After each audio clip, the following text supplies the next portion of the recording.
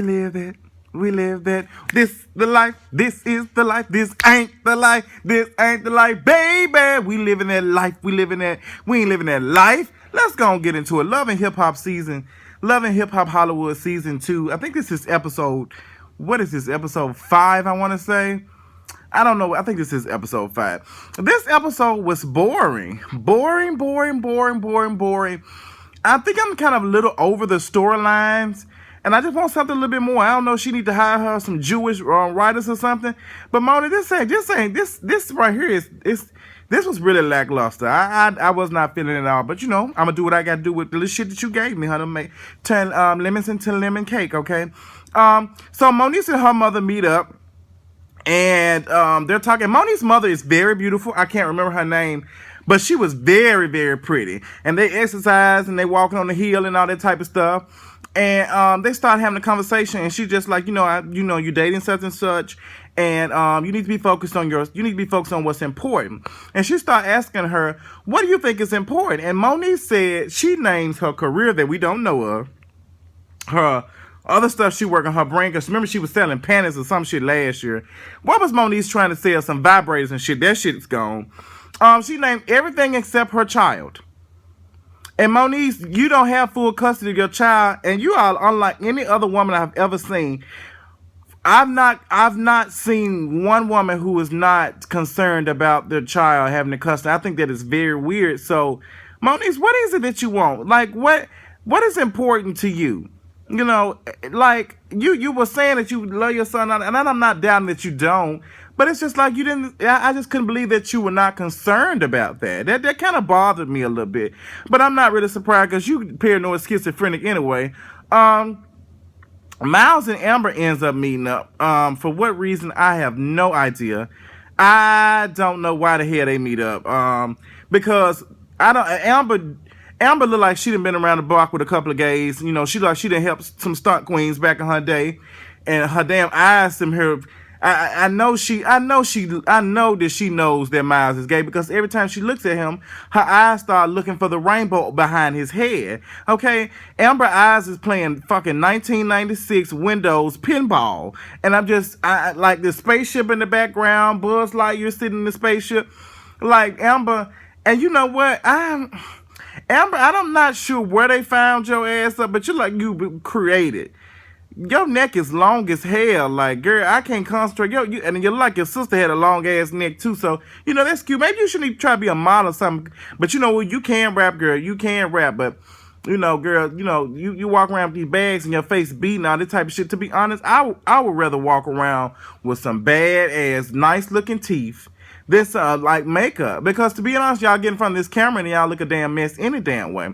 Miles Christopher, I'm kind of sick of you and Christopher Malone's storyline. I feel like it could be something a little bit more. Y'all don't do anything for me. This, not knowing, girl, Miles, I'm looking at you. And just because you got on some trade, you done went to Urban Outfitters and bought a couple of trade pieces and a snapback, don't mean that you are masculine. And I you know what? I am glad that we do have 2 gay men on Love and Hip Hop Hollywood, as ratchet as it is. I'm kind of glad it is, but to dig it down, I would like to see, and I've always preached this, that I would like to see gay men who I can relate to, average gay men. Look, all these gay men that walk around here with no damn $3,000, $4,000 worth of tattoos and snapbacks. We just ain't all doing that. But it is a far difference from, us seeing the gays being, in the background, singing, for some hag, so, and carrying their purses and doing their makeup. So, it is a little different, but I'm just ready to see just average, everyday looking guys. That's something that just touches my spirit. But, it is what it is. So we get introduced to Shauna Denise. She says she's a singer, and she also dates Will from Day 26. And Shauna Denise is pretty. I just want her to take them ugly ass. I want her to take them saltine cracker ass things out her damn face. I'm just sick of them. They just look cheap. Take this shit out. Like, Shauna Denise, you are a pretty girl. There is no need for you to be having all that shit in your face. Will, I'm glad that y'all asses got the basic 1-bedroom apartment. in the sky, wherever y'all at. I'm glad y'all did, because y'all said y'all moved on 6 months worth of savings, which is not bad. But I feel like y'all can find a job faster than y'all can. Saying y'all sitting here, honest, like Dineva says, work ain't honest, but it pays the bills. Like, you might not be able to do that. To be honest, Will, I wouldn't be surprised if you working at a Bank of America or something. I wouldn't be surprised if you working at something like that. First Bank of Chicago or some shit. You just got to do what you got to do. I'm thinking about going back to serving tables. I've got to do what I got to do. Just to pay bills, honey.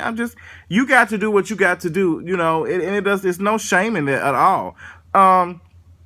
Will, you said you left day 26. I'm trying to see that you leave them when their career was about to fall, or did you leave them after the career fall? Because there was no day to 26 anymore. Matter of fact, y'all was on day 0. Okay, the clock had started over, and y'all were no more good. Like I bopped to some day 26. My favorite song is "Crazy." Bipolar. That's my shit. I love. I'm listening to that shit. What you want me to do? Do you want me to stay, or do you want me to leave? I love that song. I'm about to bop. Crazy. I think I lost my mind today. That's my shit. Oh, but day 26, y'all got fucked like so many that, P. Diddy can't be a top, so he has to fuck, people mentally, so that's very, very unfortunate. So, he said he left. But I wish the best for him. I want to see what, Will can sing, and he's a little talented, so I want to see what he got going up his sleeve. But Miss Denise said she ready to strip. She ready to do what she got to do to get what she want. Sometimes you got to strip, honey. She was giving us some Player Club references, okay? And I was just like, girl, I'm just confused. Why you feel like you got to do that and you got a man? Like, that's kind of confusing. You got a man, he going to provide for y'all, not that fucked up. So I don't understand it. So, we introduced her, which really cute. So we get back to Rich Dollaz. And Moniece then finally moved in, and he opened up Converse boxes and all that type of stuff. And Moniece said, you been boning me, now it's time to meet mama. And Rich Dollaz is just like, I don't know about all that. And I'm just like, Rich Dollaz, I started to pull a Shauna on your ass. Thank you. Your services are no longer needed. Thank you, bye.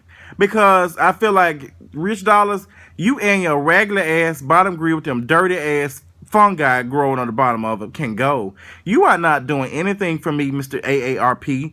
I'm ready for your ass to go. I'm ready for you to go. Rich Dollaz, you don't do shit for Love and Hip Hop.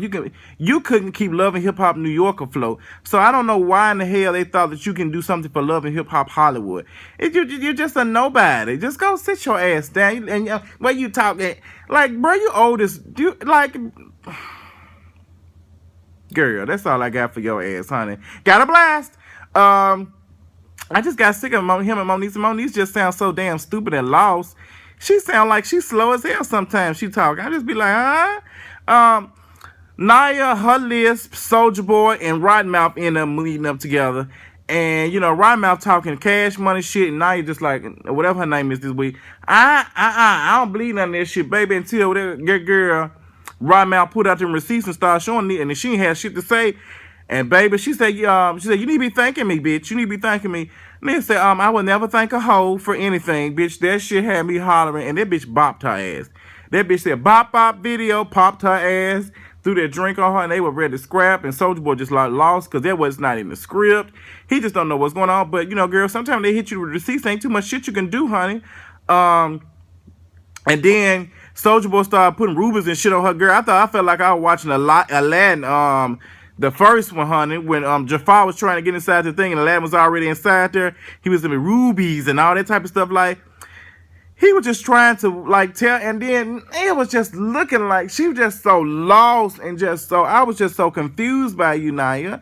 I just understand why you both y'all hoes stupid, to be honest. And I hate to use that word. Both y'all hoes are stupid. This man clearly said that he had 1 million bitches on his dick. And the fact that y'all sat y'all ass right next to him and let them say this shit.